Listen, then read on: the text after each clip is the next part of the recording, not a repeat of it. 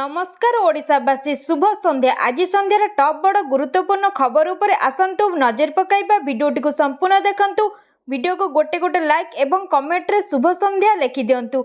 आजिर प्रथम खबर 800 बात्या आश्रयस्थल निर्माण करिवे राज्य सरकार। एहा नै सूचना देले राजस्व मंत्री। राज्य रे प्राय 800 बात्या आश्रयस्थल निर्माण कराଯିବ ବୋଲି राजस्व मंत्री सुरेश पूजारी घोषणा करिसेंती। दिल्ली गस्त बेले से केंद्र गृहमंत्री को भेटी यही दाबी उठाई। मंत्री पूजारी कहते जे प्राकृतिक विपर्यय प्रवण अंचल स्कूल गुड़िक निकट यही आश्रयस्थल गुड़िक निर्माण हेब। एगुड़िक बहुमुखी हेब जहाँ विपर्यय समय आश्रय प्रदान करिब एवं अन्य समय सामाजिक कार्य ପାଇଁ व्यवहृत हेब। एहा द्वारा आश्रय स्थल गुड़िक अवहेलित अवस्था रहिब नाही। एही योजना राज्यर विपर्यय परिचालना क्षमता को आहुरी सुदृढ़ करिब बोली आशा करा जाउछि। परवर्ती खबर सुस्थ होई घर को फेरिले बीजेडी सुप्रीमो नवीन पट्टनायक। नवीन पट्टनायक कहिले संपूर्ण सुस्थ अछि। सुस्थ होई हॉस्पिटल फेरिचंती विरोधी दल नेता नवीन पट्टनायक। भगवान को पाखरे ओडिशावासी प्रार्थना पे से संपूर्ण सुस्थ थिबा कहिचंती। एहा समस्त को धन्यवाद जणाइछंती। गत रविवार दिन डिहाइड्रेशन पे हॉस्पिटल में भर्ती होइतिले नवीन। घरोई हॉस्पिटल 4 दिन धरी चिकित्सा पर सुस्थ होई फेरिचंती विरोधी दल नेता। हॉस्पिटल विरोधी दल नेता डिस्चार्ज हेबा बेले बीजेडी नेता और कर्मी उपस्थित थिले। परवर्ती खबर आज भी राज्यर विभिन्न स्थान में प्रबल वर्षार संभावना। 7 जिले में प्रबल वर्षा पे जारी होइछि येलो वार्निंग। आज भी राज्यर विभिन्न स्थान में प्रबल वर्षा नहीं पूर्वानुमान करिछि पाणीपाग विभाग। बालेश्वर, मयूरभंज, केन्दुझर, सुंदरगढ़, झारसुगुड़ा, संबलपुर और बरगढ़ जिले में प्रबल वर्षा हेबार संभावना रही। अन्य किछि जिले में वर्षा हेबा नै येलो वार्निंग जारी होइछि। आसंता काली 6 जिले में प्रबल वर्षा होई पारे। मयूरभंज, केन्दुझर, सुंदरगढ़, संबलपुर, झारसुगुड़ा और बरगढ़ जिला पे येलो वार्निंग जारी करा जाइछि। आसंता 25 तारिख पर्यंत राज्यर विभिन्न स्थान में वर्षा लगी रहिब। एहा परे पागरे परिवर्तन होई पारे। परवर्ती खबर जीएसटी रे हेबो बड़ परिवर्तन। चाषी मध्यवित्त को मिलिबो आश्वस्ति। जीएसटी हार को जुक्तियुक्त करने संपर्क में राज्य गुड़िकर अर्थमंत्री गोष्ठी जीओएम रे एक गुरुत्वपूर्ण बैठक रे केंद्र सरकार प्रस्ताव को ग्रहण करा जायछि। बैठक रे टिकस स्लैब को 5% एवं 18% को ह्रास करबा पई केंद्रर प्रस्ताव उपर आलोचना होइतिला। जेउथिरे जीओएम सहमत होइछि। केंद्र सरकार जीएसटी रे एक बड़ परिवर्तन प्रस्ताव देइछंती। जेउथिरे 12% एवं 28% स्लैब को हटाई केवल 5% एवं 18% दुईटी हार रखिबाकू कुहा जाइछि। एहा व्यतीत तमाकू एवं पान मसला भली सामग्री उपर 40% एक स्वतंत्र हार लागू करा जाय पारिबो। प्रकृत रे केंद्र सरकार जीएसटी रे परिवर्तन माध्यम रे साधारण लोक, चाषी, मध्यमित वर्ग एवं एमएसएमई मान को आश्वस्ति देबाकू चाहुचंती। एहा माध्यम रे टिकस व्यवस्था को मध्य सरल करबाकू चाहुचंती। परवर्ती खबर जेउ सुभद्रा आवेदनकारी मानकर बैंक अकाउंट सीधा सड़क देय हस्तांतर योग्य होई नाही ताहार एक तालिका संपृक्त ब्लॉक, म्युनिसिपालिटी, विज्ञापित अंचल परिषद अथवा महानगर निगम स्तर और सुभद्रा पोर्टाल उपलब्ध अटे। वर्तमान सुधा लाभ पाई नथिबा आवेदनकारी मानकु परामर्श दिया जाउछि कि सेमाने यही तालिका को जांच करंतु। जदि यही तालिका रे ताको नाम थाए ताहले अकाउंट थिबा ताको बैंक को जाई अकाउंट को सीधा सड़क देय हस्तांतर योग्य डीबीटी एनेबल्ड न हेबा पर्यंत आपण सुभद्रा अधीन रे सहायता राशि पाई परिबे नाही। जदि हिताधिकारी एकक आधार सक्षम एवं डीबीटी सक्षम बैंक अकाउंट नहीं तेबे तांकु नंबर 1 एकक धारक बैंक अकाउंट खोलिबा, नंबर 2 बैंक अकाउंट को आधार सक्षम करिबा, नंबर 3 बैंक अकाउंट को डीबीटी सक्षम करिबा। परवर्ती खबर सब्सिडी को नहीं तेजिला राजनीति।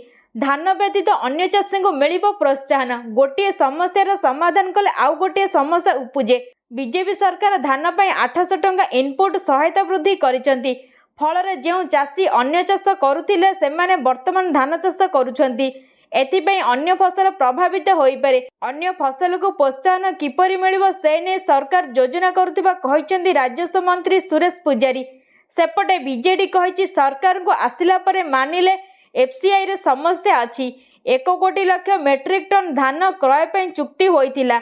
1 कोटी लाख मेट्रिक टन धानरू 64 लाख मेट्रिक टन धानर चाउल बाहर 28 लाख मेट्रिक टन आवश्यक पड़े। सरप्लस 34 लाख मेट्रिक टन पूर्वर सर्वाधिक 15 लाख मेट्रिक टन चाउल ओडिशार उठाई एफसीआई। मंत्री एवं स्वीकार करुछंती एफसीआई रे समस्या अछि, एहा नै सूचना रही। परवर्ती खबर, हाथी पई आसीबो स्वतंत्र नीति।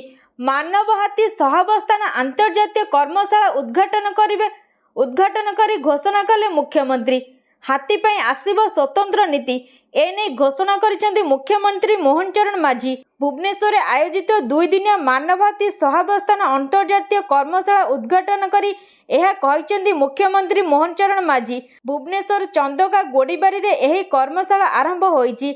एठारे हाथी मानक गवेषणा पई एक स्वतंत्र केंद्र उद्घाटित होईची। यही केंद्रर ना रखा जाईची centre for species survival, international union for conservation of nature, भारतीय वन्यजंतु ट्रस्ट और कलम्बस चिड़ियाखानार मिलित सहयोग रे यही केंद्र चलिबो।